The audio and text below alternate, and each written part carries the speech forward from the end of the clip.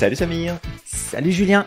Et salut à toi qui nous écoutes et bienvenue dans ce nouvel épisode de ce podcast La Systémique du Bonheur. On te retrouve avec un tout nouveau sujet qui va faire un petit peu écho quand même à ce qu'on a déjà évoqué dans un précédent podcast, celui sur les sectes justement, et on avait évoqué que ça serait intéressant de s'arrêter sur le cas de la perversion narcissique, ce qu'on va faire aujourd'hui. Mais avant de rentrer dans le détail de ce sujet, eh bien, comme d'habitude, je vais te parler en 30 secondes de notre institut de formation, l'Institut Merlin, qui te forme à devenir, excellent en coaching. On t'accompagne à te former et à te certifier, quelle que soit ta discipline favorite, que ce soit la PNL, programmation neurolinguistique, la sophrologie, la psychologie positive ou l'hypnose. Et on fait de toi un ou une super coach qui va pouvoir se démarquer pleinement sur le marché. Donc si tu as envie de te former dans ce métier ou tout simplement exceller dans ce domaine et renforcer tes compétences, eh bien, viens nous rejoindre. Tu auras comme ça l'occasion de te former avec le centre numéro 1 en francophonie mondiale de formation d'excellence en coaching. Donc Samir, on va parler de la perversion narcissique aujourd'hui. Totalement Julien. Alors, dans le titre, on a bien parlé de comment se reconstruire après une relation destructrice. On parlera pas que de la perversion narcissique, mais principalement quand même, ça va représenter une grosse partie de ce podcast, parce que très souvent, quand on entend relation destructrice, il y a souvent un profil narcissique qui se cache derrière. En tout cas, la personne avec qui on construit une partie de notre vie. Ça peut être aussi des amis, ça peut être de la famille, d'accord, mais ça peut être de la des personnes aussi, qui nous entourent. Exactement. Et comme tu dis, ça fait écho avec le thème de la dernière fois, parce que la dernière fois, on a expliqué que très souvent, si ce n'est pas en règle générale, à la tête des sectes, on retrouve des personnes narcissiques. Tout à fait. Et très probablement des profils de perversion narcissique, en plus. Exact. Et là, c'est intéressant, par contre, ce mot de perversion narcissique, parce qu'on va le définir, c'est important de savoir ce que c'est avant de pouvoir amener des éléments là-dessus et puis même peut-être donner des astuces ou des points d'évolution. C'est que il y a un truc drôle, Julien. Le terme de perversion narcissique, j'ai l'impression qu'il est principalement français. Quand je suis arrivé aux États-Unis, j'ai voulu parler avec des Américains ici de perversion narcissique. Et en fait, ils ont été choqués quand j'ai traduit littéralement perversion narcissique, parce que pour eux, c'est comme le mot pervers, ça représentait quelque chose de totalement différent. On parlait vraiment de perversion. Et donc, eux ici, ils disaient, ah non, en fait, c'est pas perversion narcissique, tu parles de profil narcissique. Et ça, c'est un peu drôle, justement, ce décalage entre les deux. Bah, c'est drôle et en même temps, ça l'est pas tellement, parce qu'en fait, c'est deux concepts qui sont différents. Une personne narcissique, c'est quoi? C'est des personnes qui se sentent supérieures aux autres, qui sont souvent égoïstes, sans empathie, condescendantes, mais le pervers narcissique ou la perverse narcissique, parce qu'il y a aussi des femmes, en fait, c'est qui représente un danger potentiel pour leur victime. Parce que il y a aussi cette dynamique de manipulation et de mener les personnes à avoir, en fait, à faire et à vivre des compromis qui sont préjudiciables dans bien des cas. Donc là où le narcissique, il va être centré sur lui-même, il veut prendre le dessus, il veut être reconnu, il veut être valorisé, qu'on va retrouver chez le pervers narcissique. Là où il y a perversion, c'est quand, en fait, tu vas te servir de ton environnement, tu vas en prendre en tout cas, tu vas chercher à en prendre le contrôle, tu vas manipuler et tu vas amener les personnes. Et en fait, c'est ça le côté pervers. Tu sais, c'est pas le pervers, je me balade dans un parc, je suis à poil sous mon manteau et puis je flash tout le monde toutes les 2 minutes. Ça, c'est un pervers, si tu veux. Mais le côté perversion, en fait, c'est l'action qui est menée sur une tierce personne par cette personne narcissique qui pousse la victime, en fait, à vivre de la manipulation et à se retrouver dans des situations qui sont souvent hautement préjudiciables, voire même complètement dangereuses pour la personne et pour son environnement. Donc il y a vraiment ce côté-là, et c'est facile après, et c'est là où peut-être on peut mettre un petit point de recul. C'est facile de dire que quelqu'un va être narcissique dès qu'il pense un petit peu trop à lui et que il refuse de faire ce que tu veux et que il a l'impression en tout cas ça te donne l'impression qu'il est égoïste et égocentré. Mais il y a des choses qui sont bonnes aussi dans le fait d'être égoïste, et on en a déjà parlé, je pense, dans un précédent podcast. Samy. Ouais. Donc voilà, mais je vais pas trop avancer sur le sujet. En tout cas, on peut faire cette distinction entre perversion narcissique et narcissisme, qui vont avoir des points communs, mais qui ont clairement cette partie de perversion des autres qui ne fait pas partie de l'équation, pour le coup. Ouais. Je vais revenir sur ce que j'ai dit tout à l'heure par rapport à l'anglais. En fait, le terme pervers, c'est spécifique pour parler d'une perversion généralement sexuelle en anglais. Quand on parle de la version anglaise, dans leur manière de... Ouais, tout à fait. C'est pour ça que chez eux, ça n'existe pas pervers narcissique. Mais de ce que j'ai compris, lorsqu'on parle aussi de pervers narcissique, c'est parce que ça peut rentrer aussi cette connotation de perversion sexuelle chez le narcissique, la personne pervers narcissique. Qui peut se produire aussi chez le pervers narcissique, en fait. Ouais, et c'est vrai que dans ce podcast, on va dire le principalement, mais attention, il y a aussi des femmes qui sont perverses narcissiques. Exactement. Ouais, donc exactement. Il faut là on met pas de genre particulier, mais c'est important de pas se dire ah ouais, en fait c'est que les mecs qui sont dangereux. Non, il y a des femmes qui sont encore plus dangereuses que les mecs. Ah oui. Donc c'est très important de garder ça en tête. Ouais, exactement. Alors peut-être justement pour commencer d'expliquer ce qu'est un pervers narcissique ou la perversion narcissique. C'est un concept psychologique qui va faire référence à un ensemble de comportements malveillants qui sont caractérisés par de la manipulation, de la domination, un manque d'empathie envers les autres, associé à des traits narcissiques. Alors, encore une fois, le pervers narcissique va être narcissique, le narcissique ne va pas forcément être pervers narcissique. C'est un point important à garder à l'esprit. Oui, tout à fait.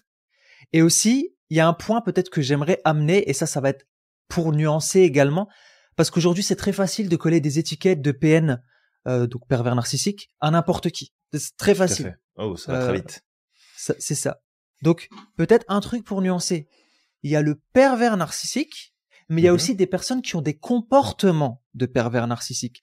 Dans ce cas-là, en fait, c'est juste des personnes qui vont avoir des traits qu'ils ont potentiellement appris dans leur enfance et qui vont les reproduire. Mais dans le fond, ils n'ont pas cette problématique de perversion narcissique. C'est plus des comportements PN, en fait, mais qui peuvent être désappris. Oui, tout à fait, Samir. Effectivement, il y a certaines personnes qui ont appris des règles au sein de des règles à appliquer au sein des relations, qu'elles soient amicales, qu'elles soient affectives, qu'elles soient sociales, et qu'en fait ces apprentissages peuvent être corrigés parce que il y a pas cette caractéristique en fait qui est développée. Et peut-être qu'un point aussi qui est important, c'est de voir que si on revient sur la question de psychopathologie, la perversion narcissique est un apprentissage. C'est pas quelque chose d'inné. Ouais. Un enfant n'est pas de cette manière-là, c'est un apprentissage et c'est une suite de traumas en fait qui vont l'amener à développer ces troubles-là. Mais c'est vraiment un apprentissage. Et comme tu le dis, c'est important de pas foutre l'étiquette du PN à tout le monde, ou dès que t'es avec quelqu'un qui te convient pas, en fait c'est un pervers narcissique. Non, c'est peut-être quelqu'un qui te convient pas, c'est peut-être quelqu'un qui est pas mature émotionnellement, c'est peut-être quelqu'un qui a besoin de faire un gros travail sur lui ou sur elle, c'est tout à fait possible. Mais il y en a pas tant que ça, des pervers narcissiques. Il y en a. Après c'est ça en fait, il faut faire attention à l'effet de généralisation, où finalement le moindre comportement, le moindre inconfort, la moindre remarque d'une personne peut très vite en fait virer en ah ouais mais lui ou elle c'est pervers narcissique, c'est sûr, t'as vu comment il se comporte, t'as vu comment il joue. Faut vraiment faire attention avec ces étiquettes parce que ça peut être très très vite un problème. Est-ce que il y avait d'autres points peut-être qu'on pourrait amener, Samir, pour introduire ce sujet-là avant finalement de regarder si jamais quelqu'un passe, et très certainement parmi celles et ceux qui vont nous écouter, il y en a qui sont concernés, qui sont passés par une relation très toxique, très destructrice, et entre autres avec des pervers narcissiques. Peut-être avant d'aller sur ce terrain-là, est-ce qu'il y a d'autres points de précision qui leur été bien de partager, en fait? Ouais, je pense, les causes de la perversion narcissique, comme tu l'as dit, ça peut être des traumas, mais c'est bien aussi de le dire parce que ça permet de comprendre la personne également. Et parfois aussi de faire ce lien-là tu vois, elle a des comportements, mais en même temps, dans son enfance, elle a pu vivre des choses. Alors, c'est pas systématique, mais généralement, ça vient de l'enfance. Donc, il y a plusieurs points qui reviennent. juste comme ça. Il y a vraiment plusieurs facteurs qui peuvent être à l'origine. Le premier, ça pourrait être le facteur psychologique. Donc, ça vient, comme tu l'as dit, Julien, d'expériences traumatiques durant l'enfance. Ces expériences traumatiques, ça peut être de la violence, ça peut être des abus, ça peut être de la manipulation, ça peut être parfois un parent pervers narcissique qui t'a tellement détruit que, au bout d'un moment, en fait, la personne, elle finit par développer ce trouble-là. Mhm. Et en fait, je vois la personne pervers narcissique comme quelqu'un qui a été tellement brisé il a été brisé dans tout, en fait, dans son âme, carrément. Ouais. Et au bout d'un moment, il perd complètement la notion d'empathie, etc.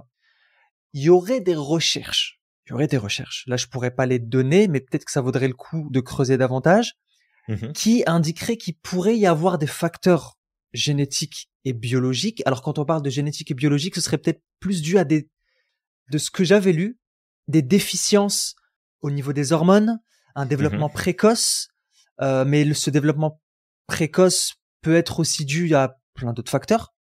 Donc, ça peut venir aussi.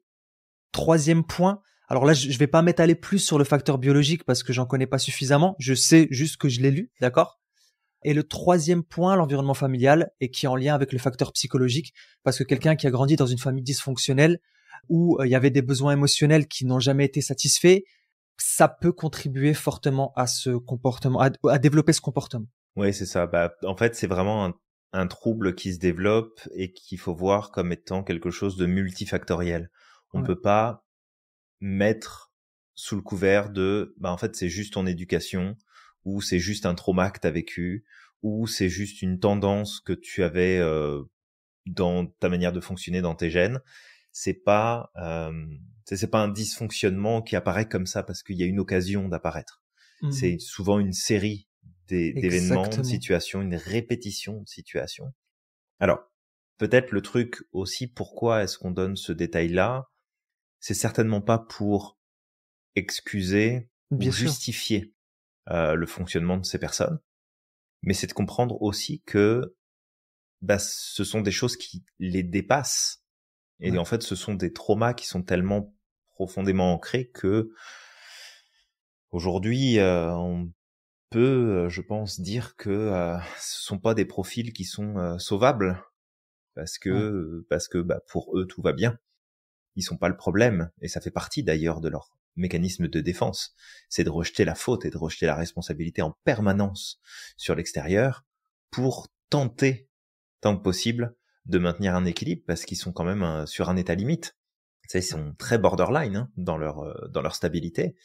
Fait que si jamais ils prenaient un minimum conscience et qu'ils acceptaient finalement certaines problématiques qu'ils ont, voire peut-être toutes, certainement que s'ils passeraient le peu de stabilité qu'ils arrivent à avoir en écrasant les autres, probablement que ça s'effondrerait d'un seul coup, quoi. Ouais, exactement. Il y a un point, je reviens et je remets encore de la nuance, je préfère en mettre et je préfère en parler maintenant plutôt que, ce soit mal compris. Tout à l'heure, on a parlé de facteurs biologiques. Oui. Mais t'as dit aussi, Julien, que personne ne naît, en quelque sorte, un enfant et il va pas naître pervers narcissique. En fait, ce facteur biologique ne veut pas dire que tu nais comme ça. Ça veut dire qu'il y a un ensemble de prédispositions génétiques qui peuvent faciliter l'arrivée du trouble. Mais ça va être, comme tu dis, Julien, le cumul. C'est-à-dire que, c'est comme une personne qui dans sa famille, a certains gènes qui peuvent favoriser l'apparition de cancer. C'est pas parce que dans ta famille, génétiquement, il y a cette problématique de cancer que toi, tu vas le développer. Il suffit que tu manges pas la même chose que ton frère ou ta sœur. Il suffit que tu as un train de vie qui est différent. Et en fait, ça va pas se déclencher. Donc, c'est juste de comprendre que facteur génétique ne veut pas dire que tu nais comme ça. Ça veut dire qu'il y a un ensemble de déficiences potentiellement dans ta génétique, mais qui vont s'enclencher qu'à partir du moment où certains facteurs vont se cumuler. Et, ouais, tout à fait. Et encore, même au-delà de ça, il peut y avoir des personnes qui ont ce facteur génétique, qui ont vécu de l'abus quand ils étaient jeunes, etc., et qui vont pas développer cette perversion narcissique. Donc, vraiment juste de comprendre que la génétique veut pas forcément dire automatiquement on tombe dedans et on met tout le monde dans des sacs. Génétiquement, t'as ça, donc automatiquement tu vas tomber dedans. Non, deux mêmes personnes peuvent vivre la même chose et malgré tout ne pas le développer en fait. Oui, et tu vois, en fait, Samir, ce que tu partages là, ça me fait penser à ces fameuses statistiques alors déjà, si tu prends la problématique de la bipolarité, il y a 3 fois plus de femmes que d'hommes qui sont bipolaires. Et en fait, si tu prends l'historique de ces femmes, eh bien, quand on regarde, il y a une très grande partie qui ont eu leur mère pendant leur grossesse, qui ont vécu des états dépressifs plus ou moins importants. Donc on sait que un état dépressif chez la mère pendant qu'elle est enceinte peut favoriser l'apparition de la problématique de la bipolarité. Mais ça veut pas dire que toutes les femmes enceintes qui vont être dépressives vont forcément avoir un enfant qui va être bipolaire. Ouais. Donc c'est là aussi où, tu sais, je te rejoins par rapport à ça, c'est de faire attention avec les raccourcis qu'on peut prendre parfois, de se dire, ah bon, bah parce qu'il y a ça, tu sais, tu parlais de génétique, ah bah parce que ça fait partie de mes gènes, alors forcément ça va se déclencher. Ouais. Non. Ça fait partie des facteurs qui peuvent s'activer ou pas s'activer. Donc de ne pas se dire, ah bah en fait moi je me suis marié avec un pervers ou une perverse, j'ai eu un enfant avec, donc forcément mon enfant va devenir pervers. Ben non, pas nécessairement. Non. Ça dépend quel est le cadre. Est-ce qu'il y a eu des abus, pas d'abus? Est-ce qu'il y a eu un apprentissage des relations? Est-ce qu'il y a eu de l'affection, de la reconnaissance, de la validation? Tu sais, il y a beaucoup de facteurs externes qui vont jouer un rôle très très important dans cette dynamique-là. Ça veut pas dire qu'il y aura pas d'apprentissage possible. Peut-être que un enfant qui a un environnement qui est quand même stable, qui le soutient, qui lui apporte tout ce dont il a besoin, mais que par expérience et par surtout observation, eh bien, il apprend des comportements inadaptés de la part de son père ou de sa mère, forcément, ça va jouer dans les relations futures parce que tu as eu un modèle et tu t'es imprégné de ce modèle-là. Mais comme tu le disais, c'est des choses qu'on peut désapprendre et réapprendre différemment par la suite. Donc c'est vraiment important de bien comprendre ces nuances-là avant peut-être qu'on aille plus loin. Exact. Mais c'est ça, c'est pour ça que je prends le temps, et toi aussi Julien, d'apporter ces nuances, parce qu'il y a trop de raccourcis qui sont faits sur ce trouble-là. Aujourd'hui, si on écoute ce qui se passe en société, les gens, il y a des pervers narcissiques à chaque coin de rue, tout le monde est pervers narcissique, il y a tout qui se dit sur la perversion narcissique. Donc, encore une fois, c'est un trouble qui est encore étudié, il y a encore des recherches qui sont en train d'être faites dessus, mais c'est important d'apporter. Ils sont même pas tous d'accord en plus. Ils sont pas tous d'accord. C'est comme les chiffres, hein. J'avais vu des chiffres aux États-Unis en 2018 sur ce trouble-là. En fait, ils estimaient qu'il y avait 6,2% de la population qui était touchée par le trouble de perversion narcissique. 7,7% étaient des hommes et 4,8% étaient des femmes. Et si tu vas sur les études qui ont été réalisées en France en 2012, là, ils disent 10% de la population. Ça fait quand même, tu sais, 10% de la population, on est quand même à un bon niveau, tu vois. Une personne sur 10. C'est énorme. Donc voilà, c'est sûr que les études sont là pour nous montrer une tendance, pour essayer d'expliquer les choses, mais tu vois, ça explique, mais encore une fois, on prend pas les choses telles quelles, c'est pas gravé dans le marbre, et c'est juste important d'apporter de la nuance, parce que sinon, on va vivre dans une société de la terreur, et malheureusement, après, on va être soi-même à l'origine d'injustices en collant des étiquettes sur le dos de certaines personnes qui ne le sont pas, en fait. C'est important de le garder à l'esprit. Peut-être, Julien, un dernier point que j'amène avant d'attaquer autre chose. Les personnes qui sont atteintes de troubles de la perversion narcissique sont souvent apparemment plus susceptibles d'avoir d'autres troubles de la personnalité, comme troubles de la personnalité borderline et ou des troubles antisociaux. Il y a un niveau de comorbidité, comme on dit, qui est plus important chez eux parce que il y a d'autres troubles souvent qui y sont associés et qui vont pas nécessairement ressortir en premier lieu, parce qu'il y a tout un tas de stratégies qui sont développées aussi par ces profils-là pour réussir à prendre leur place et à apparaître parfait et irréprochable. Et donc ça peut masquer en fait d'autres problématiques, je dirais plus importantes, mais qui viennent rajouter des choses derrière. Clairement. Exactement. Ouais. Et puis le dernier point que je voulais amener, c'est que ils sont aussi plus susceptibles de souffrir de problèmes de santé mentale, comme la dépression, l'anxiété et l'abus de substances. Oui, souvent on recherche aussi effectivement de sensations fortes aussi. Ouais. Donc voilà, peut-être qu'on peut attaquer autre chose maintenant, hein, Julien. J'arrête de te couper. Aucun souci. Non, bah en fait, je pense qu'on a fait un rapide quand même tour d'horizon de la question. Encore une fois, toi qui nous écoutes, le but c'est pas de justifier ou de dire bah regarde, c'est Bien des pauvres sûr. petites choses, c'est pas de leur faute, etc. Bon, ça veut pas dire qu'il faut tolérer et qu'il faut accepter ce que ça amène, mais on va maintenant se concentrer, en tout cas, je pense, sur bah, comment se reconstruire finalement. C'est ça. Parce que s'il y a bien quelque chose de sûr, c'est que lorsque tu es dans une relation qui va être toxique, et en particulier là, la perversion narcissique, bah t'en ressors rarement en un seul morceau. Parce que bah souvent c'est des relations qui durent quand même assez longtemps. Si jamais tu as eu l'occasion de vivre une relation comme celle-là et que ça a duré que quelques semaines, tant mieux pour toi. Si ça a duré quelques mois, bon bah c'est cool, ça n'a pas duré trop longtemps. Si ça a duré quelques années, tu sais très bien de quoi on parle et à quel point ça peut être difficile finalement de, une fois sorti de cette relation et des caractéristiques qui la composent, eh bien on va voir ensemble comment se reconstruire et quels sont les piliers sur lesquels on doit s'appuyer pour reprendre notre pouvoir après ce genre de relation. Alors peut-être le premier point, c'est la reconnaissance de la situation. Reconnaître la chose. Reconnaître, parce que en fait, souvent les victimes de personnes qui sont pervers narcissiques ne reconnaissent pas la situation. Mais non, c'est pas moi c'est pas de sa faute, c'est moi le problème. Il y a eu tout ce travail aussi de la part de la personne, comme pour manipuler, pour dire que c'est toi le problème, pour faire baisser l'estime de soi de la victime, ce qui fait qu'au bout d'un moment, en fait, elle reconnaît pas la problématique. Elle est tout le temps en recherche de justification. C'est pas de sa faute, c'est de la mienne. Mais non, j'étais pas avec un pervers narcissique, etc. Et le truc, c'est que derrière le mental, tu sais, la personne, elle va mentaliser tout ça, elle va essayer d'expliquer par A plus B, mais elle va l'expliquer dans sa carte du monde du moment. Sa carte du monde du moment, c'est une personne qui a pas d'estime d'elle-même. C'est une personne qui a été rabaissée. C'est une personne qui n'a même plus confiance en elle, en ce qu'elle pense.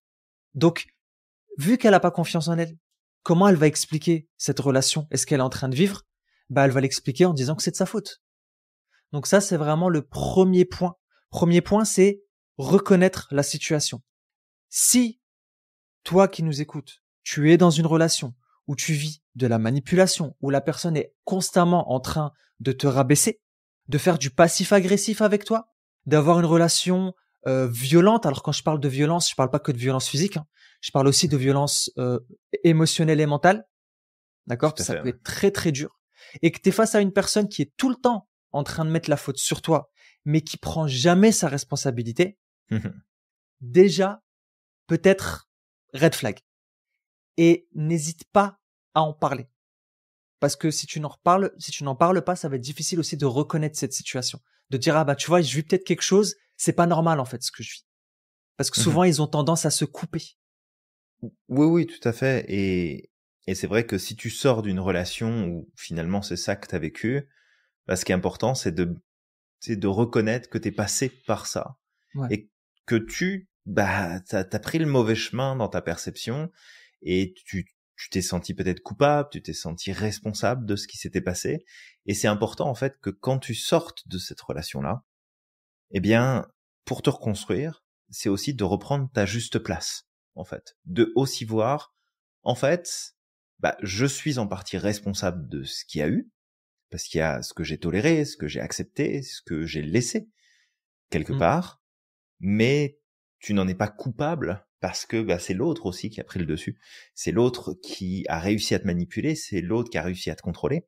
Et le truc, c'est que faut surtout pas que tu te dises, si tu es concerné par la situation, qu'en fait, t'as été trop bête ou que t'étais pas Mm. assez intelligent ou intelligente pour pouvoir t'en rendre compte. Parce que n'importe qui peut se faire avoir. Et le truc, c'est que c'est souvent les gens les plus intelligents qui se font avoir. Oui. Ouais.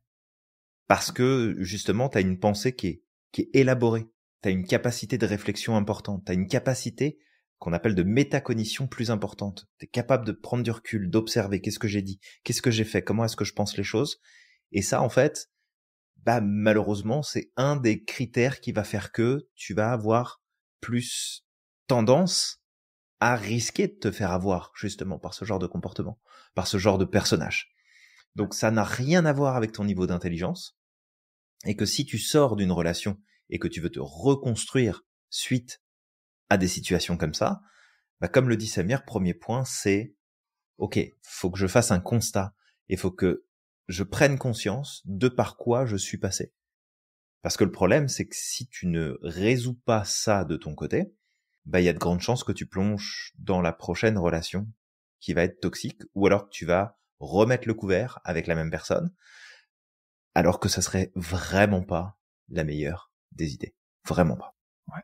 Le deuxième point, peut-être avec lequel j'aimerais venir ici, dans toujours cette optique de se reconstruire en post-relation toxique destructrice, c'est que tu reprennes contact avec les personnes avec qui tu n'avais plus aucun contact. Que bah tu t'excuses si jamais c'est nécessaire, que tu peut-être expliques en fait que tu t'es pas du tout rendu compte que la personne avec qui tu étais était en train de t'isoler petit à petit de ton environnement, et simplement expliquer aux gens que tu aimes et avec qui tu as envie justement de renouer contact.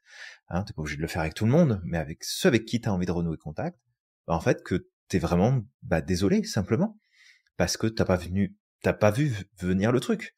Tu t'es pas rendu compte en fait que t'étais en train de t'isoler, que t'étais en train de t'éloigner de tes points de repère, parce que malheureusement ça fait partie des stratégies qui sont appliquées, et qu'en fait tu leur en veux pas, t'as rien à leur reprocher, ils ont rien fait de mal, ils ont rien dit de mal très probablement.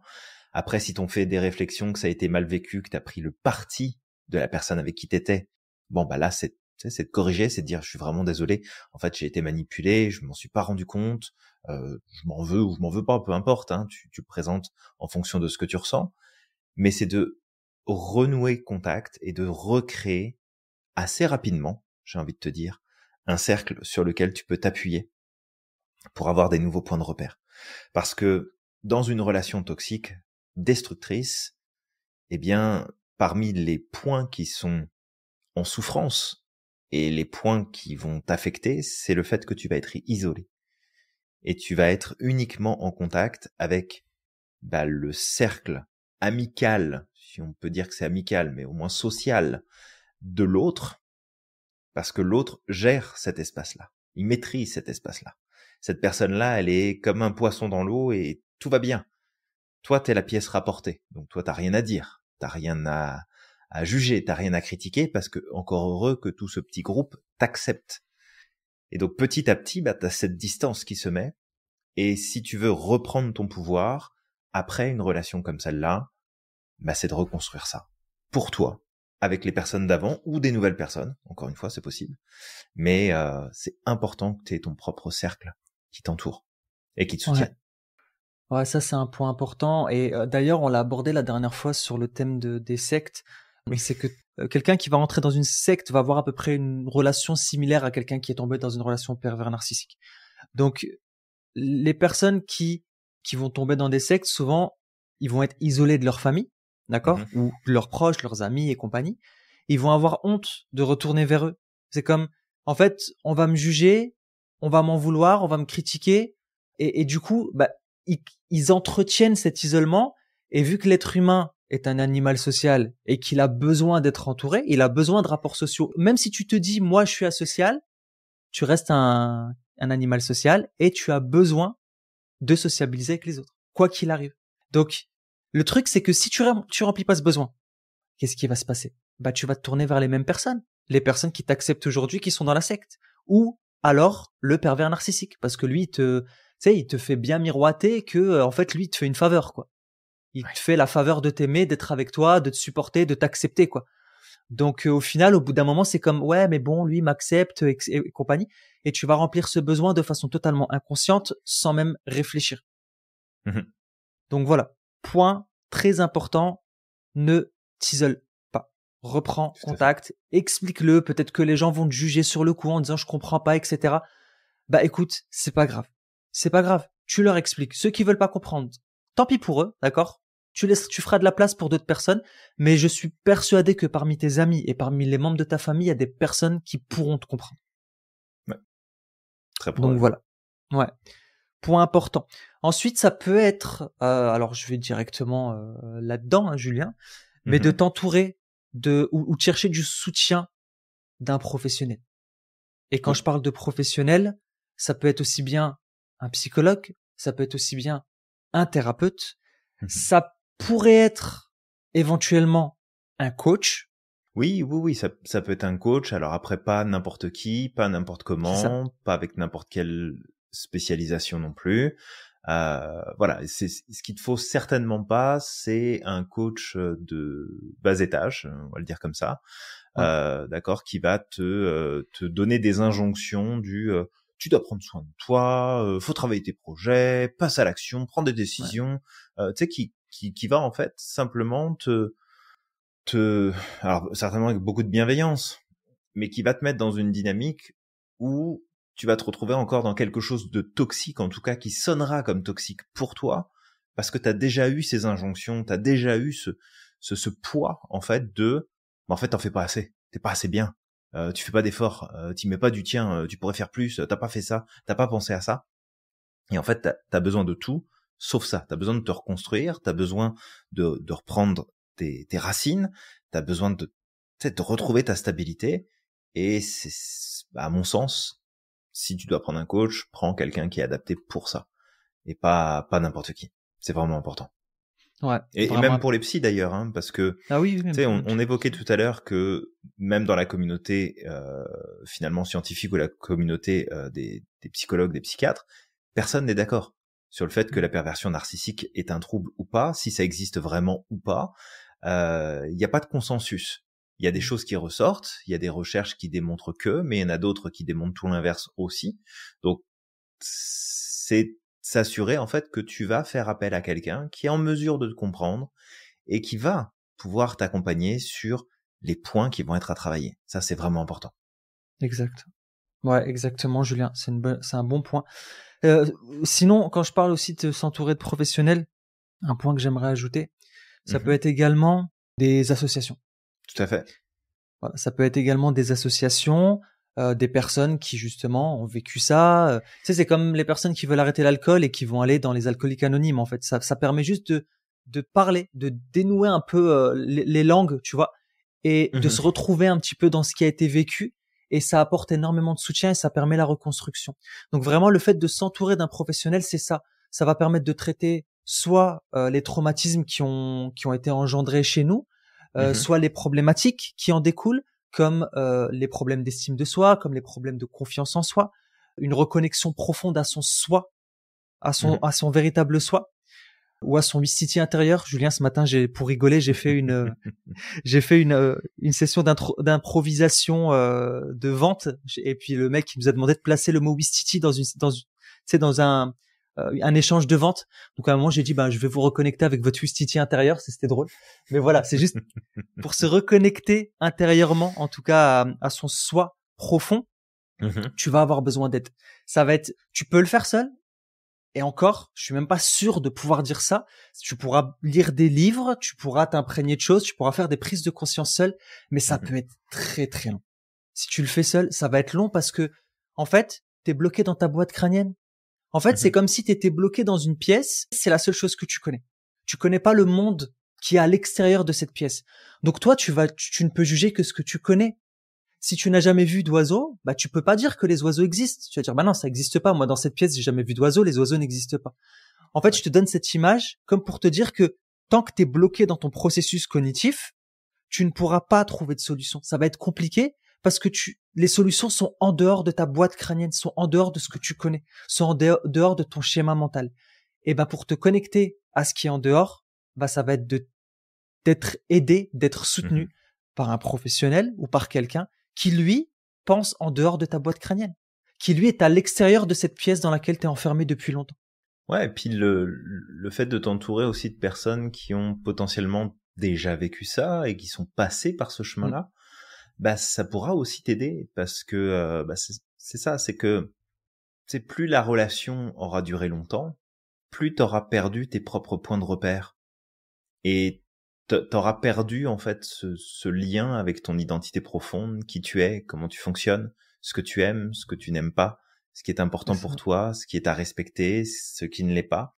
Et en fait, c'est une relation qui est invasive dans tous les sens du terme. Parce qu'en général, dans des relations comme ça envahit non seulement ta vie personnelle, ton mental, tes émotions, tes finances, ta santé, ton énergie, ton identité. Ça s'insinue absolument de partout et ça contrôle ce qui se passe partout, sous tous les angles. Et le truc, c'est que quand tu mets fin à une relation, ou que la relation se termine pour raison X ou Y, en fait, c'est comme si on te lâchait en plein milieu de la pampa, puis t'as plus aucun repère. Tu ne sais plus.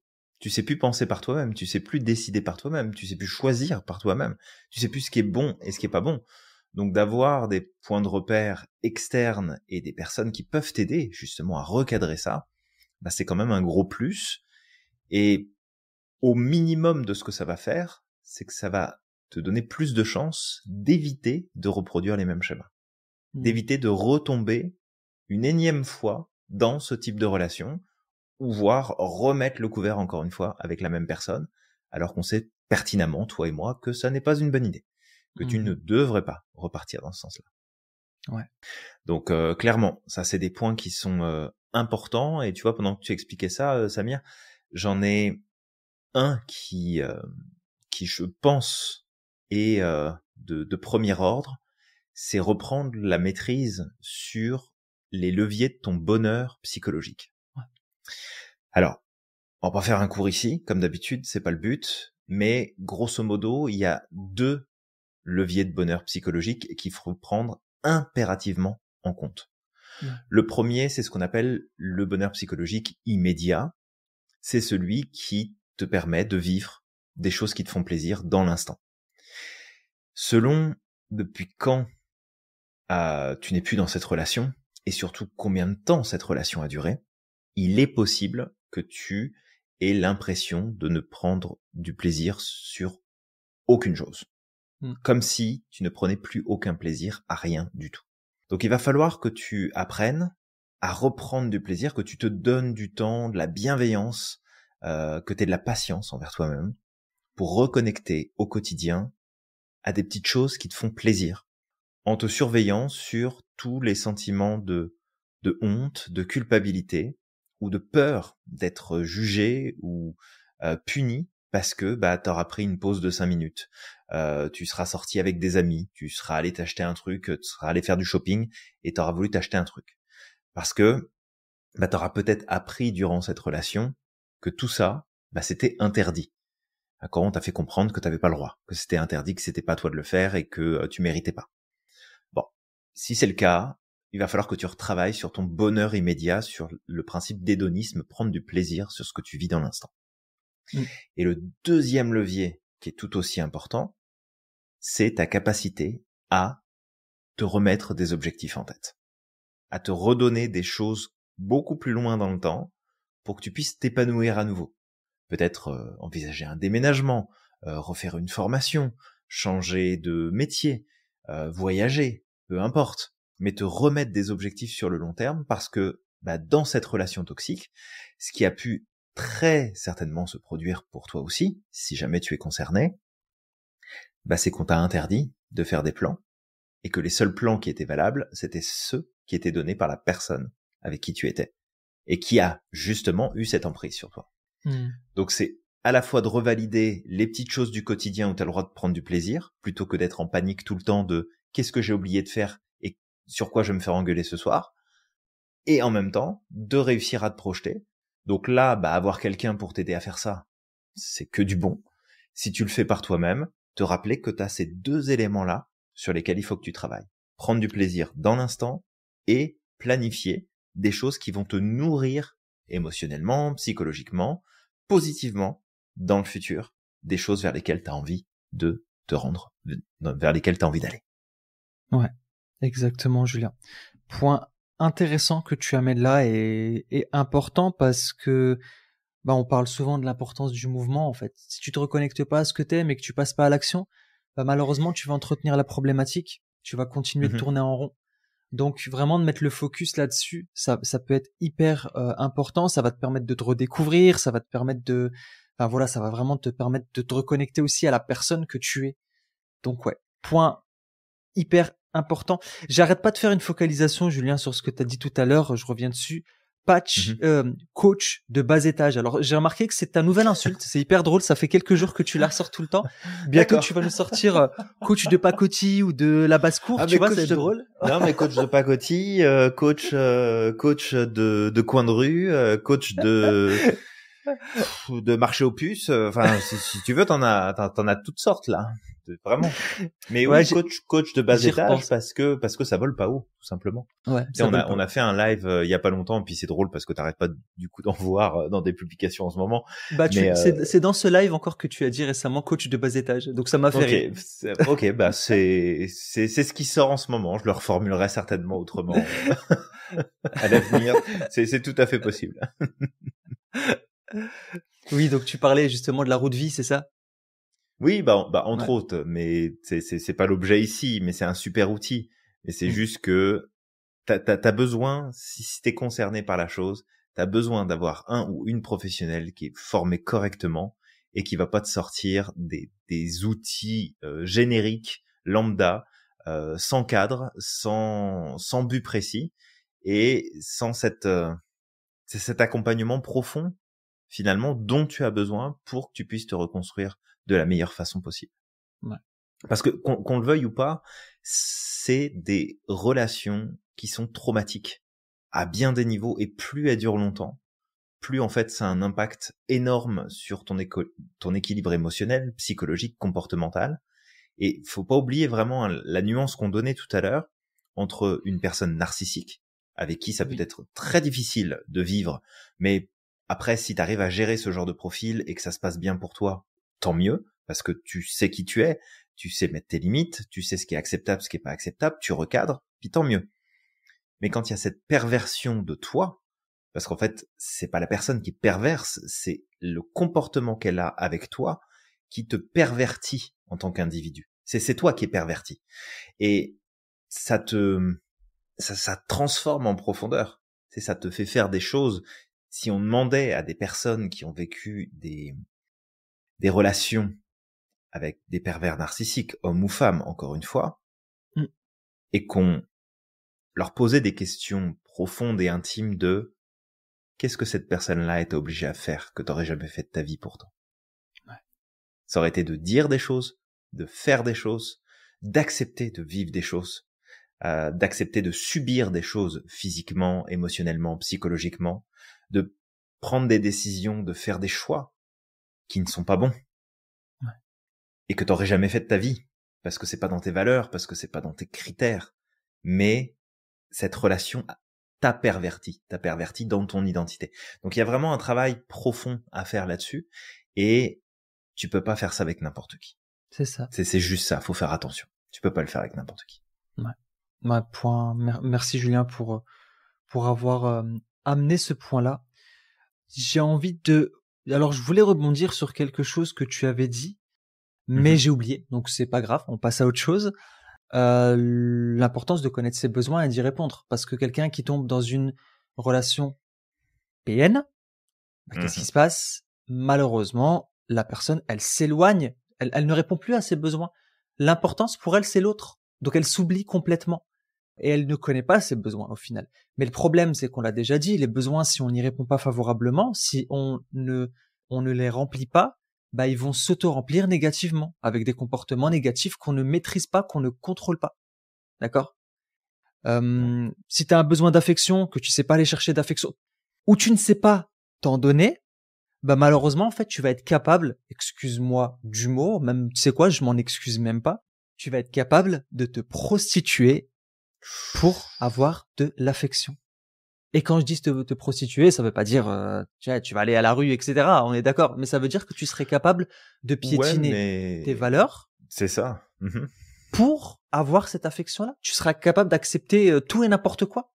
Oui, puis je te dirais même que c'est presque pire quelque part, parce que et là je veux vraiment mettre de la lumière sur mes propos, que ce soit pas mal interprété. Fais gaffe.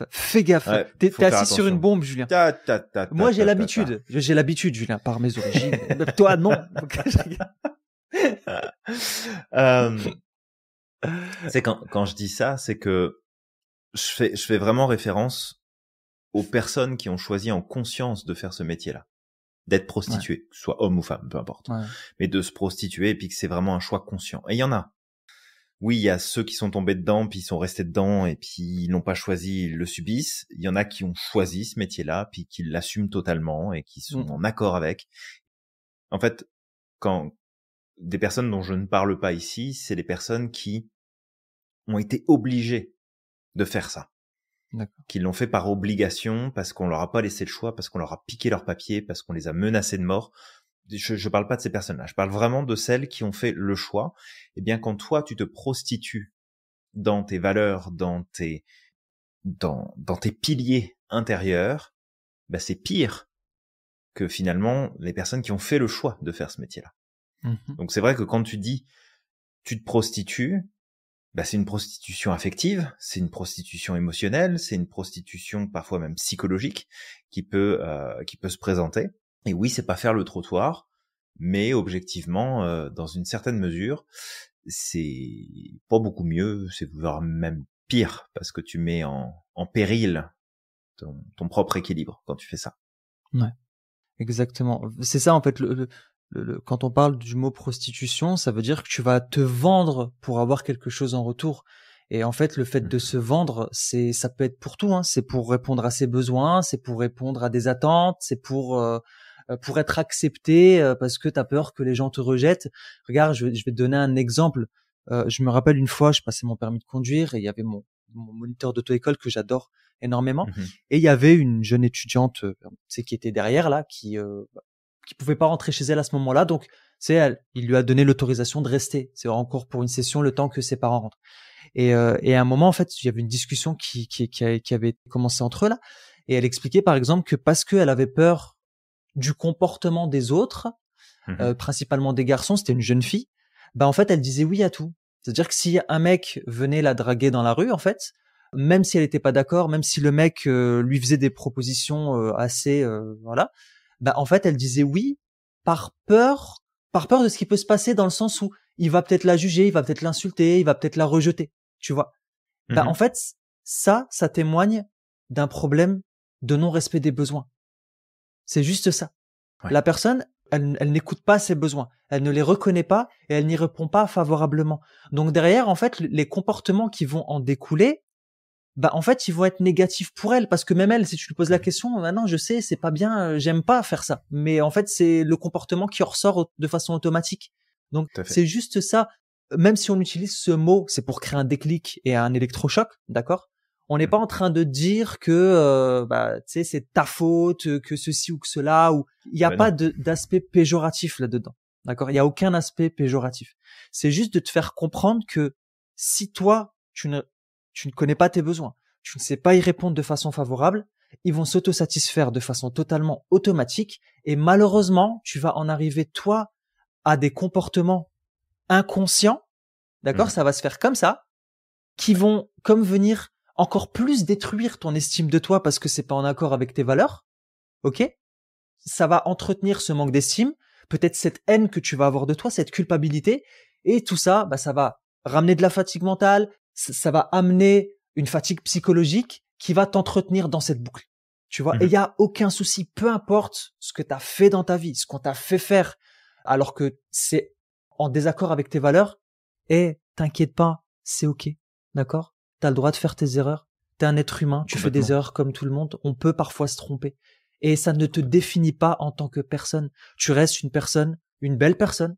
Tu as une identité qui t'est propre. Ce comportement ne définit pas ton identité. C'est un comportement à un moment donné, parce qu'il y a un ensemble de critères qui sont venus. D'accord? Mais vraiment, tu mérites de t'aimer. Tu mérites de te pardonner. C'est vraiment un point important. Mais juste, une fois que tu prends conscience de tout ça, juste ok, apprends à connaître tes besoins et apprends à reprendre la maîtrise de tout ça. Ça va peut-être te demander du temps, mais là, par contre, reprendre la maîtrise de tout ça, c'est ta responsabilité. Ce qui s'est passé à ce moment-là, ces comportements inconscients, c'est ok. t'as été pris dans quelque chose. C'est comme si t'avais été pris dans un C'est guet-apens ça. quelque part, dans ce genre Il y avait de un relation. contexte, c'est pas que ça vient justifier, mais ça vient expliquer, en fait, comment est-ce que t'en es arrivé là. C'est ça. Maintenant, une fois que t'es sorti de ça, bah, c'est comme on revenait au tout début, hein, c'est le premier point, c'est je fais le constat que j'étais dans ce type de relation, que ça a C'est eu ça. tel et tel impact sur moi, et que maintenant je me remets sur le droit chemin, je me reconnecte à qui je suis. Parce que le problème, c'est que plus tu vas culpabiliser, plus tu vas te juger, plus tu vas te critiquer sur ce que t'as fait, pas fait, dit, pas dit, que Mhm. t'aurais dû réagir mais que tu l'as pas fait, puis que ça s'est étendu sur des années et que machin et que truc. Ouais. En fait, plus tu vas faire ça, plus tu vas augmenter en fait ton malaise intérieur. C'est ça. Et en fait, si tu regardes bien, on va simplifier le truc et j'espère que ça te donnera un électrochoc, c'est que t'es en train de remplacer le rôle de ton ex. Tu le fais toi. Ouais. Voilà. C'est pas compliqué. T'étais avec quelqu'un qui était abusif ou abusive, qui a fait de tout son possible en sorte que tu te sentes coupable de tout et n'importe quoi en permanence. Si quand tu n'es plus avec cette personne, tu continues à te taper dessus, mais toi-même, avec tes propres mots, mais tu sais quoi, t'es juste en train de reproduire la même relation, mais avec toi-même. Et je suis pas sûr que c'est ça que tu veuilles. Et clairement, c'est pas ça qui te fera avancer. Clairement. C'est ça. Vraiment. Julien, je viens de connecter. Tout à l'heure, j'ai fait un petit bug là parce qu'il y T'as remis avait les doigts dans la prise, c'est Ouais, ça? c'est bon, je viens de connecter. La question que j'allais te reposer, Ouais. bah, moi j'ai ma réponse, mais je veux te la poser à toi justement pour amener des éléments à nos auditeurs. Il y a des gens qui pensent que un pervers narcissique, c'est pervers narcissique avec tout le monde. Et il y en a d'autres qui disent que non, un pervers narcissique n'est pas pervers narcissique avec tout le monde. Toi, t'en penses quoi de tout ça? Est-ce qu'un pervers narcissique est pervers narcissique avec tout le monde? Ben, en fait, le pervers narcissique, il est très doué pour porter des masques sociaux, il est très doué pour se fondre dans la masse, et en fait, il va prendre sa place auprès des personnes qui vont le reconnaître comme comme un individu hors norme, qui va sortir de la norme, qui est génial, qui est super intelligent, qui est super doué, qui a plein de talents, etc. Et en fait, c'est ça aussi qui est vicieux, c'est que comme toi, tu es isolé de ton environnement direct, et que tu intègres l'environnement de l'autre, et que l'autre s'entoure de personnes uniquement qui le valident et qui reconnaissent que c'est une personne géniale, qu'elle est fantastique, que c'est la meilleure chose qui puisse lui arriver, ben forcément, quand tu te fais juger, critiquer, quand tu te fais taper dessus, quand on te fait plein de reproches en permanence, et que tu vois comment les autres réagissent par rapport à cette même personne que toi tu considères comme putain, mais en fait il y a un truc qui va pas, en fait c'est toi qui va pas bien, parce que l'environnement, bah tout va bien. Tu sais, ses amis sont au top, ils l'adorent, ils l'adulent, ils le reconnaissent, ils trouvent la personne géniale, etc. Puis toi t'es comme un con ou comme une conne parce que t'as l'impression en fait que bah t'es juste une pauvre merde. Voilà, on va le dire comme ça. Et de ce fait, en fait, les personnes qui sont dans l'entourage, c'est un petit peu comme un château. Alors c'est un château de cartes, hein. Ça peut très vite tomber, mais c'est quand même un château construit de différentes personnes qui vont venir soutenir la personne perverse narcissique et qui vont comme la protéger. Tu sais, c'est un peu le rempart de premier ordre, là où s'il y a des attaques ou autres, hop, vite je me mets derrière mes amis entre guillemets, et du coup bah je me rassure que en fait je suis une personne géniale, et puis que bah si toi t'es pas capable de le voir, t'as qu'à aller voir ailleurs. Donc ces personnes-là, elles ne vont pas vraiment subir cette perversion narcissique, mais elles sont quand même malgré tout manipulées et utilisées à leur insu sur plein de niveaux, sur plein de sujets. Et le truc, c'est que plus tu vas avoir une intimité importante avec cette personne-là, plus en fait tu risques de démasquer qui elle est. Et plus en fait l'emprise va être importante. Donc tout dépend le lien que tu vas avoir. Et on parle beaucoup des liens affectifs, mais ça peut être un lien professionnel, ça peut être un lien familial. Tout dépend le lien que tu vas avoir qui va faire que bah tu vas plus ou moins subir finalement ça. Si c'est clair la réponse que je te donne. Ouais, c'est clair. C'est clair, c'est ce que justement, au travers de ce que tu dis, qu'il porte des masques sociaux, qu'il est capable de repérer Mhm. les personnes en quelque sorte, qui peuvent être sous son emprise ou qui vont l'aduler en quelque sorte. Alors, tu vois, oui, vas-y, finis. Puis ce que tu es en train de dire me fait penser à une réflexion d'ailleurs que j'ai eue il y a pas Ouais. très longtemps là-dessus. Parce que tu le sais très bien, on réfléchit beaucoup, toi et moi, à plein de choses. Tout le temps, on passe notre vie à réfléchir. C'est ça. Mais vas-y, je te laisse finir, puis je partagerai un petit truc après. Ok, Une ça petite marche. réflexion. Ouais, donc je le redis vite fait, mais qu'il est capable de détecter les personnes qui peuvent tomber sous sa manipulation en quelque sorte. Bah en fait, en quelque sorte, il ne va jouer ce rôle qu'avec les personnes qui sont susceptibles de tomber dedans, en fait. Mais par contre, les autres personnes, il va pas faire son pervers narcissique avec eux parce que ça marche pas au final. Non, c'est ça. C'est que si jamais il voit, en fait, s'il repère que t'es pas sensible à son charme et à sa séduction, bien souvent il y a une distance qui va se mettre. Et si jamais il perçoit ou elle perçoit, hein, encore une fois, ça peut être un homme ou une femme, Oui, c'est ça. que tu représentes un danger pour la stabilité de tout ce qu'il a mis en place, bah là clairement t'es pas le bienvenu dans l'environnement. Clairement. J'ai une anecdote mais hyper puissante sur ce sujet en plus. Bah vas-y, je te laisse partager Mais cette t'en avais une anecdote-là. aussi, non? Bah c'est plus une réflexion sur la question de est-ce que les pervers narcissiques finalement choisissent leur proie. Ouais. Et je veux revenir là-dessus. Mais vas-y, je te Mais laisse n'oublie donner pas, ta... Julien, n'oublie pas. Si tu oublies, attention. Je ne l'oublierai pas. On va Des fois, taper ça sur les m'arrive, doigts, Julien. mais je ne l'oublierai pas. Je le garde en tête. Vas-y. Alors l'anecdote, c'était quand j'étais dans une association, c'est pour les SDF là à Lille. En fait, le président de l'association était un pur pervers narcissique. Moi, je le vois comme tel. Il y avait beaucoup trop d'éléments qui étaient là, comme ça, qui gravitaient autour. Après, si ça se trouve, c'était juste un cumul de comportements pervers narcissiques aussi, tu vois. Il était dans ce concept de manipulation-là. Alors, il polarisait, c'est-à-dire que toute personne qui n'était pas d'accord avec lui, c'était un complot. Ça allait pas. C'est des gens qui voulaient faire que l'association tombe. C'était du mensonge, c'était de l'intimidation, de je fais des choses, mais par contre, il faut le garder en secret, sinon il va y avoir des répercussions. D'ailleurs, il y avait sa copine qui était dans l'association. Hein. Et le mec, il se gênait pas d'aller voir ailleurs, mais il disait à chacune de pas expliquer qu'elle était en couple avec lui, d'accord. Donc voilà, c'était une catastrophe. Hein. C'était une catastrophe. Je me suis rendu compte de ça à la dernière minute quand tout le monde a ouvert la bouche et est venu me le raconter. Et là, je me suis dit non, c'est pas possible. J'ai quitté l'association parce que bah tu sais, ça a créé un chamboulement en fait. Et du coup, pour y revenir, bah en fait, ce qu'il faisait, c'est que tout au long de l'existence de l'association, il a viré des gens. Toutes les personnes qu'il a virées, c'était des personnes qui ne tombaient pas sous son charme. C'était des personnes qui remettaient en danger, en fait, qui mettaient en danger sa place. À chaque fois. Quand une personne peut mettre en danger sa place, le fait que c'est le centre du monde, le fait que tous les regards se tournent vers lui, ben soit il prend la fuite, soit il va dégager ces personnes, tout simplement. Ouais, tout à fait. Bah, c'est vraiment quelque chose qui est facilement, je pense, observable de l'extérieur. Et si jamais, toi qui nous écoutes, tu repères ce genre de comportement parfois, bah, ça peut être bien aussi de te dire, oh, tiens, ça, c'est pas forcément lui mettre l'étiquette du PN, là. Encore une fois, c'est pas le but.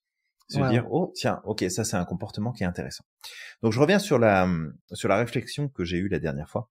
Parce que c'est vrai qu'on entend souvent que les pervers narcissiques vont choisir leur proie. Et c'est comme s'ils allaient scanner c'est comme si c'était des prédateurs qui étaient dehors, qui scannaient la foule et qui allaient trouver la personne sur qui ils allaient pouvoir mettre le grappin.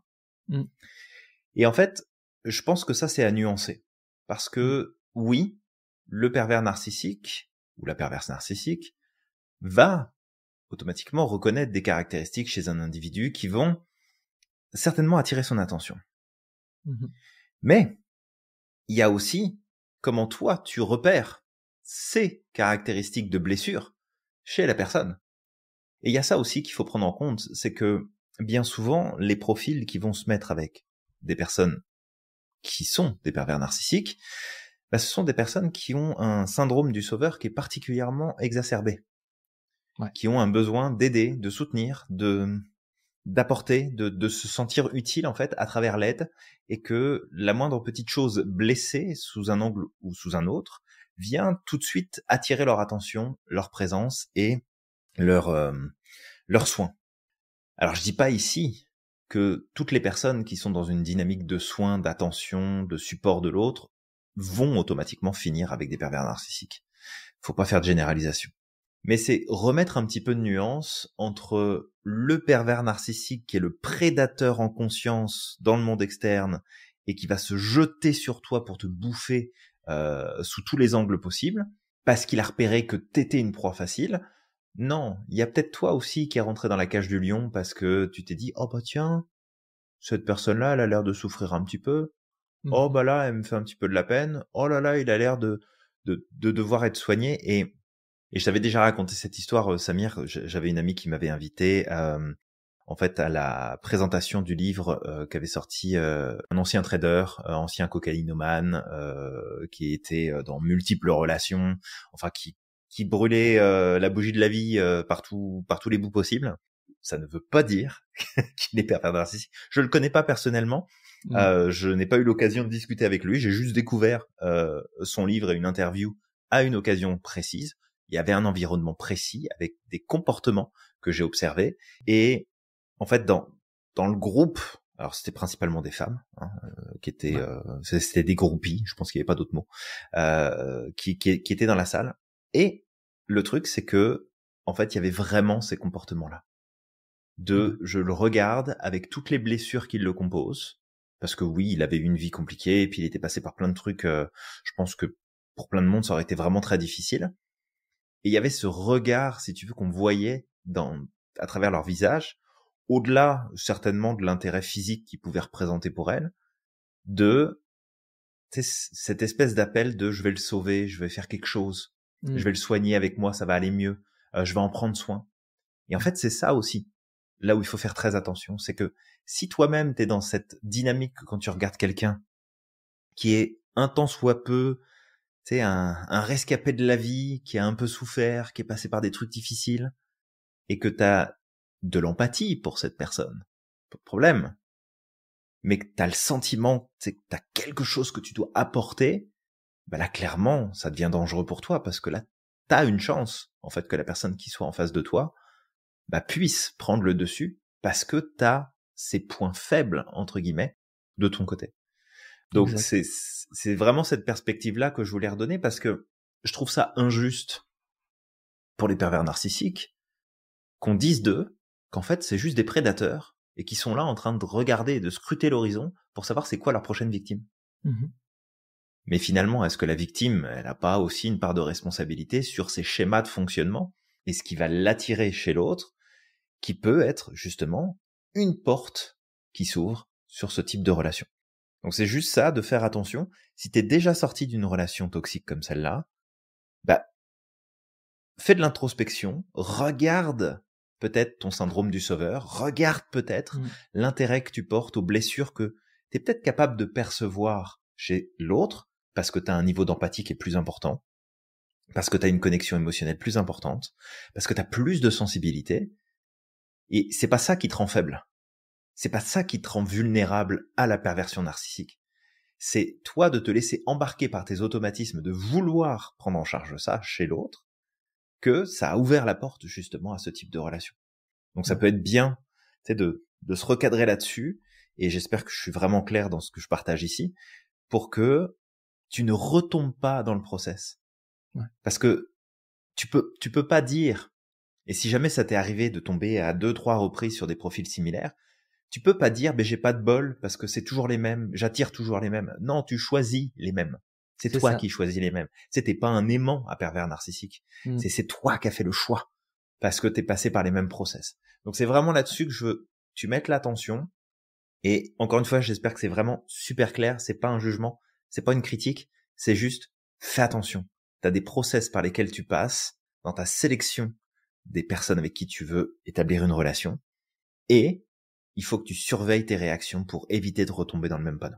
Ce que je voulais juste expliciter, c'était ce comportement que j'ai observé finalement, et qui est typique de ce qui peut t'emmener justement à t'attacher à un profil pervers narcissique. Et puis ça se trouve, c'est une personne tout à fait saine et qui va savoir gérer ton besoin de le sauver ou de la sauver, et puis qui va te recadrer, et puis tout va bien se passer, et puis vous allez avoir une super relation et ce sera génial. Exactement, ouais. Et encore une fois, quand on dit tu choisis, on n'est pas en train de te dire c'est de ta faute, blabla. Non, c'est juste que comme tu dis, c'est un apprentissage, c'est un ensemble d'éléments qui malheureusement, heureusement, parce que en fait, ces éléments qui te mènent peut-être à cette relation de pervers narcissique, c'est aussi des forces à toi, mais mal maîtrisées. Des fois, tes plus grandes forces amènent aussi son lot de faiblesses. Ça peut être aussi tes plus grandes faiblesses. Sauf que quand on sait pas maîtriser tout ça, en fait, on prend les mauvaises décisions. Tu sais, tu parles du syndrome du sauveur. J'ai eu des pervers narcissiques. Hein. Alors celui-là, par exemple, le dernier dont j'ai parlé, à ce moment-là, j'avais certainement atteint un seuil. C'est-à-dire que, tu sais, quand j'ai vu qu'il y avait des choses qui allaient pas, j'ai pas cherché à le sauver. J'ai dit non, je peux pas accepter, tout simplement. Mais aussi, je pouvais pas accepter parce que c'était en lien avec des personnes extérieures. Peut-être qu'à ce moment-là, si c'était moi qui l'avais attaqué, tu vois, je serais peut-être tombé dans son piège. Mais moi, il m'a pas attaqué. Il a attaqué des gens à l'extérieur et cette souffrance que j'ai vue à l'extérieur, je l'ai pas supportée, je l'ai pas soutenue. Mais aujourd'hui, par exemple, je les détecte. Avant, je les détectais pas, tu vois, et je pouvais tomber dedans parce que j'avais ce besoin de sauver les autres tout le temps. Ah, la personne me fait de la peine. Je comprends. C'est ça. Je comprends complètement. Peut-être justement, ce que je voulais amener, c'est qu'aussi, on est des hypersensibles, Julien. Les personnes hypersensibles sont très souvent je vois pas de quoi tu parles. Des personnes qui, malheureusement, choisissent des pervers narcissiques par leur profil hyper empathique parce qu'ils veulent sauver tout le monde. Enfin, je te parle des hyper empathiques, hein, parce qu'on ressent la douleur de l'autre, on a envie de penser ses plaies, on a envie de ceci, et on est souvent aussi on retrouve un engagement, d'accord, dans les relations, un engagement total. Et malheureusement, ce qui va arriver, c'est qu'au bout d'un moment, on se retrouve comme non, mais il faut que je le sauve, je peux pas le laisser, je vais pas l'abandonner maintenant, il a besoin de moi. D'accord. Ouais. Ça me fait penser à ce fameux insecte, je sais plus c'est lequel, mais qui tourne autour de la flamme parce que la flamme est chaude et ça met plein de lumière jusqu'au moment où elle va se brûler. Ouais. Mais tu vois, c'est effectivement il y a ce potentiel. Potentiel. Voilà, il y a un potentiel à être attiré en fait par ces profils-là, parce que il y a cette sensibilité plus profonde qui permet en fait de dépasser le masque, qui permet de dépasser ce qui se cache derrière et de sentir qu'il y a une blessure, de sentir qu'il y a quelque chose de plus profond. Et c'est cette empathie, si elle est mal gérée, qui peut en fait se transformer en sympathie. Puis c'est là où ça devient dangereux.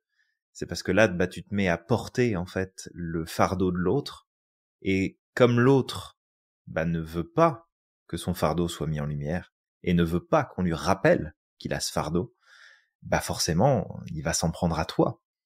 Exact. Il va s'en prendre à ce que tu représentes parce que tu lui rappelles qu'il est ou qu'elle est loin d'être parfaite, qu'il y a des problèmes, qu'il y a des blessures, qu'il y a des manquements, qu'il y a tout un tas de choses. Et c'est là, en fait, où ça devient très difficile, c'est que d'un côté, t'en as un ou une qui ressent, qui remarque et qui veut prendre soin, et l'autre, en fait, qui non seulement refuse de recevoir ça, parce que j'ai pas envie que tu me mettes en pleine face que j'ai des blessures et des choses à régler, parce que pour moi, je suis parfait, et comme tu remets en question toute ma stabilité, tout mon masque social, toute ma place, en fait, je montre les crocs et je m'en prends à toi. Parce que si je m'en prends à moi-même, je vais encore plus souffrir. Donc je vais tout te remettre dessus. Et c'est toi qui vas payer pour la souffrance que je vis, parce que tu oses la mettre en lumière et tu oses essayer de la réparer, de la soigner. Donc faut vraiment faire attention à nos propres modes de fonctionnement. Ouais, exactement. Donc je sais pas, peut-être le dernier point qu'on pourrait amener, Julien, parce que ça fait déjà un moment quand même qu'on est en podcast là. On avait plein de choses à dire. Ah oui, on est inspiré en ce moment. Qu'est-ce que tu veux que je te dise? Exactement. Je sais pas ce qu'on a bouffé en fin d'année. On y va là, on y va. Alors là, je sais pas du tout.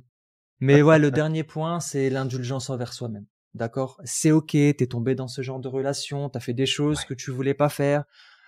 C'est ok en fait. T'étais sous emprise de tes fonctionnements internes, d'accord, que tu maîtrisais pas, c'est ok, ça nous arrive à tous, hein, ça c'est aussi le cheminement de la vie, hein, et t'es aussi sous emprise de la personne, et c'est pas grave, ok, la vie n'est pas finie, tu as la capacité de reprendre la maîtrise sur ces choses-là, de grandir, de t'améliorer, et c'est un cheminement, et c'est pas grave, parce que si tu ne t'aimes pas, encore une fois, on met des guillemets sur le concept de ne pas s'aimer, on en a parlé encore récemment avec un podcast qu'on a fait avec quelqu'un d'autre. Si tu as une faible estime de soi, bah en fait malheureusement tu vas pas prendre les meilleures décisions pour toi et tu vas pas pouvoir avancer dans la bonne direction. Tu sais, les personnes qui ont vécu des traumatismes et qui ont cette espèce de haine de soi. Alors quand on dit haine de soi, c'est qu'ils s'en veulent pour ce qu'ils ont fait. Bah parfois ça peut les amener à reproduire les mêmes comportements. C'est des comportements destructeurs comme pour se punir en fait. C'est inconscient, mais ils vont se punir en fait. Et c'est ok. Lâche prise sur ça. Tu es une belle personne, tu mérites d'être heureuse, et si t'as fait des erreurs dans ta vie parce que tu es tombé dans ce genre de relation, c'est pas grave. Demain, tu en reconstruiras des meilleures une fois que tu auras pris aussi la maîtrise et aussi que tu te donneras vraiment, donne-toi de l'amour. T'en as besoin. Ouais. Donne-toi de l'amour. Oui, puis tu le mérites en plus. Et oui, tu le mérites pleinement. Et justement, c'est parce que t'es une belle personne, souvent, c'est parce que t'es une belle personne, t'es quelqu'un qui est hyper empathique, qui est hyper soucieux des autres, que tu tombes dans ce genre de relation. Tu vois? Donc, c'est ok. Bah, réapprends à te connaître, renforce ce rapport positif avec toi-même. Ne sois pas dans le jugement, dans la critique, accepte que tu sois passé par cette période-là, peu importe combien de temps ça a duré. Accepte que ça ait pu prendre beaucoup de temps avant que tu puisses trouver la force justement de partir, de bouger. Des fois, il y a des enfants au milieu, des fois, il y a d'autres choses qui sont en travers du chemin et qui peuvent te freiner. Bien que les enfants, je considère pas ça comme un frein, hein, bien sûr, mais des fois, c'est une raison de se dire je pars pas, je reste. Oui, je fais très attention à ce que je dis. Voilà, mais peu importe en fait par où t'es passé, c'est vraiment important de faire la distinction entre ce qui s'est passé de manière toxique dans ta relation, qui n'est pas représentatif de la personne que tu es, et que ce que t'as pu faire, dire, penser, réagir, choisir, en fait, ça n'était pas toi. D'accord, c'est une version pervertie de toi. Et on parle souvent des ombres, hein, Samir, on évoque ce point-là assez souvent. Mais en fait, c'est important de te rendre compte que la personne avec qui tu as pu être dans cette relation toxique, destructrice, elle a réussi à appuyer sur certains boutons qui ont fait ressortir des parts d'ombre chez toi. Et ça veut pas dire que ce qui est ressorti lors de la relation ne fait pas partie de toi. C'est pas une construction. C'est des choses qui existent. Mais c'est tes parts d'ombre. Et plus vite tu vas les accepter, plus vite tu vas accepter que, en fait, je suis capable de dire ça, je suis capable de faire ça, je suis capable de faire ces choix-là. Plus vite, en fait, tu vas reprendre ton pouvoir parce que, après, c'est un choix. C'est pas nécessairement le point de vue qui est partagé par toute la communauté des professionnels en psychologie, mais il y a une très grande partie, et je les rejoins là-dessus, c'est que si tu ne travailles pas à comprendre quelles sont tes ombres, à les reconnaître et à savoir qu'elles peuvent ressortir et que tu les ignores, tu vas les subir. Ouais. Mais si tu prends conscience que il existe en toi une version qui est bien pire que tu ne le penses et qui est terrible, en fait, qui pourrait ressortir, qui existe, et bien à partir du moment où tu t'es connecté à ce qu'il y a de pire en toi, et je te dis pas de l'exprimer, mais de comprendre ce qu'il y a de pire en toi, en fait, t'as plus besoin de le masquer, t'as juste besoin de faire un choix. Ouais. Et ça sera beaucoup plus simple. Parce que tous les efforts que tu mets à masquer ce qui te dérange chez toi, c'est de l'énergie que tu mets pas à faire ce qui est important pour toi. Ouais. Mais quand tu as reconnu ce qu'il y a de pire en toi, tu n'as plus besoin de le masquer, t'as juste besoin de faire le choix d'être la meilleure version de toi. Donc, t'as tout intérêt à mettre en lumière tes ombres, parce que ça va te libérer de tellement plein de choses, et j'aurais presque envie de conclure moi là-dessus, c'est que si tu as eu la chance de vivre une relation toxique, et d'avoir des ombres qui sont ressorties dans cette relation, eh bien en fait t'as de la chance. parce que maintenant tu les connais et tu sais C'est le ça. choix que tu peux faire. Exactement. Mais c'est ce que je pense, c'est ce que je crois. Maintenant, t'en fais ce que tu veux, mais je pense que ça mérite de Une prendre le temps d'y réflexion. réfléchir. Ouais. Ouais, exactement. Ouais. Et t'as tout dit, Julien. Je vais pas rebondir dessus, sinon le podcast va durer 2 heures. Mais c'est juste qu'effectivement, Ça même peut. derrière une difficulté, ben, tu as la capacité de recycler ça et de vivre quelque chose d'hyper positif. Vraiment. Tu peux tout recycler. Complètement. Mais prends le recul et fais des choix. Voilà, prends les bonnes décisions. Voilà, Julien, on a parlé de plein de choses et tout. J'espère que ce podcast sera bénéfique pour les personnes qui nous écoutent, qu'on les a pas trop perdues J'espère non aussi. plus. J'espère Ouais. aussi. Dans les méandres de notre pensée et de nos réflexions. C'est ça, exactement. On vous emmène des fois un peu plus loin que d'autres, mais le but c'est vraiment de vous montrer de te montrer, toi qui nous écoutes, qu'il y a une voie possible de progression, de changement, et que tout n'est pas noir, tout n'est pas sombre, tout n'est pas négatif quand les choses se produisent, et que tu peux en tirer du bénéfice, même suite à des situations comme celle-là. Totalement. Bon, bah toi qui nous écoutes, je t'invite à liker, commenter, partager ce podcast. Si tu as des questions, n'hésite pas à nous laisser un petit commentaire, on pourra en parler. S'il y a peut-être des choses que tu as mal pris dans ce qu'on a expliqué, n'hésite pas à nous le dire. Peut-être qu'on pourra aussi amener des éléments, parce qu'encore une fois, on est dans un podcast qui va dans une seule direction. T'es pas devant nous, tu nous amènes pas du feedback, donc forcément, il peut y avoir des erreurs de communication, il peut y avoir des incompréhensions, et ça peut être important aussi. On n'est vraiment pas là dans un discours moralisateur. On a, tu sais, comme tu l'as dit, Julien, on a bien expliqué les rôles de chacun, et le tout, c'est que chacun puisse prendre sa responsabilité, puisse avancer et puisse justement amener de l'harmonie dans sa vie. Voilà. Oui, tout à fait. Et peut-être aussi pour préciser, c'est que, en tout cas, je parle pour moi, je peux pas parler pour toi, Samir.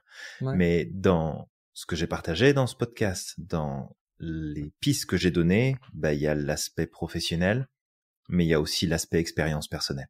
Oui. Fait que c'est pas juste des notions ou de la connaissance du sujet que j'ai. Je l'ai parce que je m'y suis beaucoup intéressé, mais c'est parce que je l'ai subi aussi. Ouais. Donc, ça permet de recadrer, ça permet de revoir, et peu importe, d'accord, on a tous une expérience qui est différente, on a tous un vécu qui est différent, et on est passé par différentes choses, mais vraiment, si tu suis et je le crois profondément, si tu suis ces pistes de progression et cette manière de percevoir, de penser finalement l'après-relation toxique, tu vas voir qu'il y a plein de belles choses qui peuvent en ressortir. Vraiment. Totalement. Voilà. Bon, écoute, prends soin de toi. C'est pas notre thème, la perversion narcissique, dans le sens où, tu sais, on n'est pas une association qui gère ça, etc. C'est un peu comme ce qu'on a dit avec les sectes. On en parle, on essaie d'éduquer les gens, mais c'est pas notre thème de cœur. Mais par contre, si on peut t'aider, on peut te réorienter vers potentiellement des coachs aussi. On a des coachs dans l'institut qui pourraient t'aider sur ce thème-là. N'hésite pas, envoie-nous un message et puis on se fera un plaisir justement de te renvoyer à des personnes compétentes, à des personnes qui pourront t'aider et tu sais, avec qui tu pourras y aller les yeux fermés. En tout cas, on accorde beaucoup d'importance à ça. Exactement. Je t'invite à croire au maximum en ton potentiel et de ne pas oublier d'être extraordinaire chaque jour. N'oublie pas non plus à quel point t'es magique et que t'as le pouvoir de réaliser absolument tout ce que tu souhaites. Et on te dit à la prochaine.